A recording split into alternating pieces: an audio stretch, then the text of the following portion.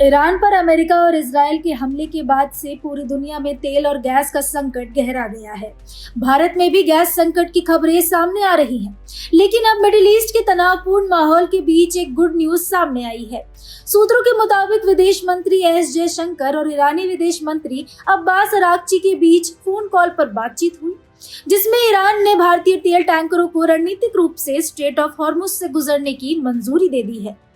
Iran के इस कदम से भारत में गैस और तेल का संकट लगभग खत्म हो सकता है। सूत्रों ने बताया कि विदेश मंत्री एस जयशंकर की ईरान के विदेश मंत्री सैयद अब्बास अरागची से हुई फोन कॉल पर बातचीत के बाद भारतीय टैंकरों को स्ट्रेट ऑफ हॉर्मुज से सुरक्षित गुजरने की अनुमति मिली है। साथ ही ईरान भारत के टैंकरों को सुरक्षा भी देने में सहमत है।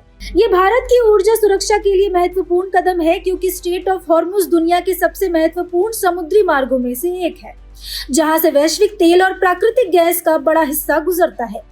दरअसल फोन पर दोनों देशों के विदेश मंत्री की बातचीत का मकसद भी इस अहम समुद्री मार्ग को खुला रखना था, जिससे कच्चे तेल और प्राकृतिक गैस की आपूर्ति प्रभावित न हो। सूत्रों ने यह भी बताया कि विदेश मंत्री एस जयशंकर ने केवल ईरान ही नहीं बल्कि वैश्विक स्तर पर दूसरी बड़ी शक्तियों के साथ भी तालमेल बिठाया। उन्होंने रूस के विदेश मंत्री सेर्गेई लावरोव और फ्रांस के विदेश मंत्री जीन नोएल बारो से भी इस गंभीर मुद्दे पर चर्चा की। इन चर्चाओं का उद्देश्य समुद्री व्यापारिक मार्गों को खुला रखना और वैश्विक सप्लाई चेन को टूटने से बचाना था। भारत की सक्रिय विदेश नीति ने यह भी साबित कर दिया कि तनाव के वक्त में भी वो अपने हितों की रक्षा के लिए सभी पक्षों के साथ संवाद स्थापित करने में सक्षम है। ईरान ने ये विशेष रियायत भारत को ऐसे वक्त में दी जब अमेरिका, यूरोप और इजराइल से जुड़े जहाजों को इस रास्ते पर कड़े प्रतिबंधों का सामना करना पड़ रहा है। भारत को छूट देते हुए ईरान ने यह भी स्पष्ट कर दिया कि अमेरिका, यूरोप और इजराइल से जुड़े जहाजों पर फिलहाल प्रतिबंध जारी रहेंगे, लेकिन भारतीय टैंकर सुरक्षित रूप से स्ट्रेट ऑफ हॉर्मुज से गुजर सकेंगे।